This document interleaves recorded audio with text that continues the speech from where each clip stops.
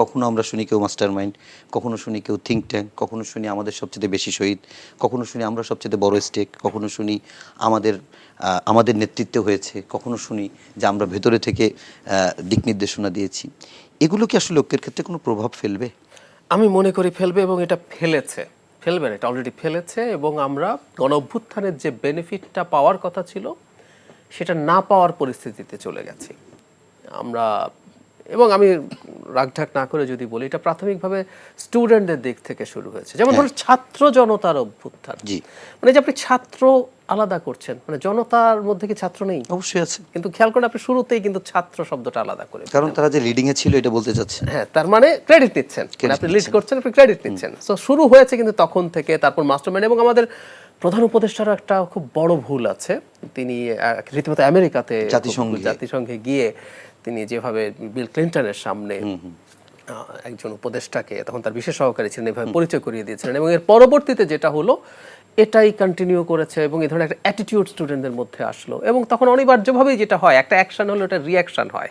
তখন বিএনপিও চিন্তা করলো যে তারা কি করেছে না করেছে তাদের সেটা বলা দরকার আছে মানুষের সামনে, এবং জামায়াতের ক্ষেত্রে একই টেন্ডেন্সি। এখন এসব হতে হতে জামাতের কৌশলটা একটু ভিন্ন লাগছে, তারা ডিরেক্ট ক্রেডিট নিতে যাচ্ছে না, কিন্তু অন্য কেউ এসে তাদের পক্ষে কথা বলছে। হ্যাঁ হ্যাঁ, এক্স্যাক্টলি। এবং আমি ধারণা করি যে এটাও তাদের এক ধরনের সেটেলমেন্ট। আমি এখন যদি স্পষ্টভাবে বলি, জামায়াতের তো এই টেন্ডেন্সি আছে, তারা তো তাদের কৌশল, সেটা তাদের ব্যাপার, এটা মানুষ কিভাবে নেবে। কিন্তু তারা তো ছাত্রলীগ হিসাবে শিবির ছিল, মানে ছাত্রলীগের কমিটিতে ছিল। তো সুতরাং যারা অন্য কেউ এসে বলছেন তারাও অন্য কেউ কিনা, নাকি তারা তাদেরই লোক, আপনি আসলে বলতে পারবেন না। এই দলটার কৌশলের কারণে এটা এত বেশি অস্পষ্ট, ঝাপসা। যদিও যে দলটার নামের সাথে ইসলামী আছে, সেই দলটা এত ঝাপসা হওয়ার কথা ছিল না, এই দলটা একদম পরিষ্কার হওয়ার কথা ছিল। তো যাই হোক, এই ঘটনা যখন ঘটলো, এখন এই বিভেদটা তৈরি হয়েছে। মানে বিভেদ কিছুটা দ্বিমত আসলে হতোই। শেখ হাসিনা পতনের পর প্রত্যেকের তো নিজস্ব রাজনীতি আছে, নিজস্ব এজেন্ডা আছে, প্রত্যেকেই ক্ষমতার চেয়ারটা চায়। আমি কিন্তু এটা খুব পজিটিভ অর্থে বলছি। আগে কমন এজেন্ডা ছিল, এখন প্রত্যেকে, হ্যাঁ, এবং চেয়ারটা এখনো কমন এজেন্ডা আছে, চেয়ারটা চায় সবাই। সমস্যা হচ্ছে আমরা একসাথে চাই, এবং চেয়ার চাওয়ার মধ্যে কোনো সমস্যার কিছু না। আমরা প্রায় দেখি আপনি ক্ষমতায় যাওয়ার রাজনীতি করেন, হ্যাঁ আমি ক্ষমতায় যাওয়া। সো প্রত্যেক দলই ক্ষমতার ওই চেয়ারটায় যেতে চায়। ইভেন আমার কাছে মনে হলো যে ছাত্ররাও মনে করছে এই কিছুদিনের মধ্যে দল তৈরি করে তারাও ওই ক্ষমতার চেয়ারে বসবে।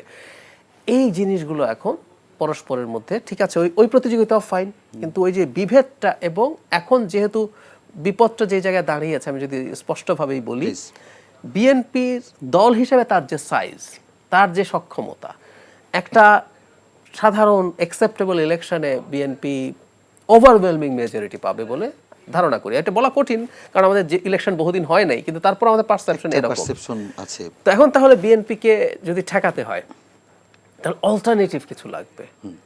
এই জিনিসগুলোই এখন আসলে মাঠে আসতে শুরু করেছে। এগুলোই আমাদের জন্য অ্যালার্মিং। এই হচ্ছে মূল সংকটের জায়গা। এখন একটু ডিপে কোশ্চেনটা হয়ে যায় যে বিএনপির মানে অল্টার যদি থাকে, সেটা থাকতেই পারে, শূন্যস্থান তো শূন্য থাকবে না, কিন্তু সেটা কি ক্রিয়েট করার কোনো চেষ্টা হচ্ছে? আমি জানি না, এভাবে আর্টিফিশিয়াল কোনো ক্রিয়েশন হয় না। এবং আমি এই প্রসঙ্গে একটু বলে রাখি, আমাদের ভাইয়া বিএনপির মানুষ, কিন্তু আমাদের জন্য এটা খুবই দুর্ভাগ্যজনক যে এই মুহূর্তে বিএনপিকে চ্যালেঞ্জ করার মতো কোনো দল নেই।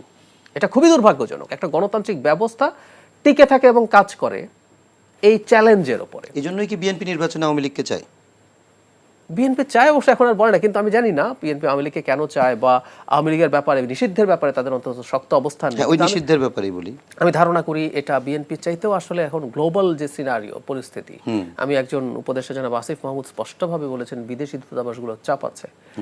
তার মানে শুধু ভারতও না, আরো আদার কান্ট্রিজ যারা এই চাপটা দেয় বলে আমি ধারণা করি।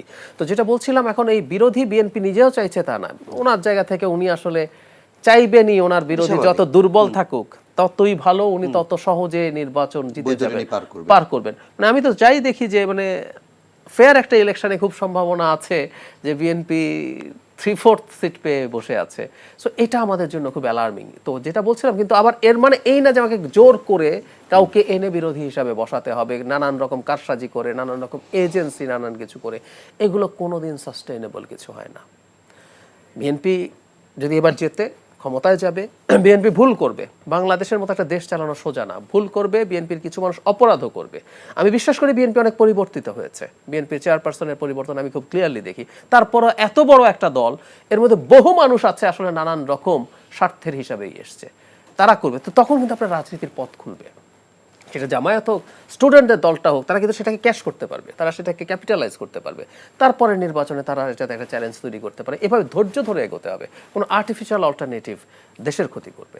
আমার একদম শেষ প্রশ্ন সেটি হচ্ছে যে আপনি যে বিষয়টা নিয়ে এতক্ষণ কথা বলছিলেন যে ঐক্যের ফাটলের জায়গা থেকে, এবং বিএনপির ক্ষেত্রে অনেক আলোচনা হয়েছে, জামাতের ক্ষেত্রে হয়েছে, আমার প্রশ্নটা ঠিক এই জায়গা থেকে যে আমাদের এই ঐক্য থাকবে হয়তো জাতীয় ইস্যুতে বা একেবারে স্বাধীনতা সার্বভৌমত্ব ইস্যুতে, জাতীয় স্বার্থের ইস্যুতে, কিন্তু প্রথম অংশ প্রশ্নের যে আপনার রাজনীতিতে এখন যে সবাই কথা বলছে এবং অন্য রাজনৈতিক দলকে মানে অনেক কিছুই বলছে, সেটি কি রাজনৈতিক বিউটিও হতে পারে কিনা, বা এটি এখন যেহেতু কথা বলার স্পেস তৈরি হয়েছে, কিন্তু সেইটা দিয়ে কি আমরা বড় বিভেদের দিকে যদি যাই তাহলে পতিত সরকারের প্রতি সিম্প্যাথি চলে যেতে পারে কিনা? সিম্প্যাথি আসতে take huge amount of time.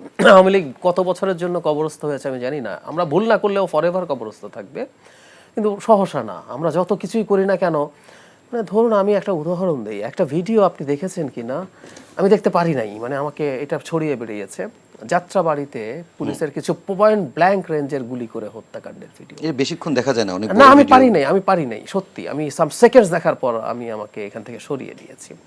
তো এই ডকুমেন্টগুলো তো আমাদের সামনে আছে, এই ব্রুটালিটি মানুষ বলবে না। আওয়ামী লীগের আসলে ভবিষ্যৎ দেখি না, কিন্তু যেটা বিপদ সেটা হচ্ছে ইউনিটি থাকতেও হবে না, আমাদের সবাই এক কথা বলবো কেন, তাহলে দুনিয়ার সব দেশ মানে সব দল একই হয়ে যায়।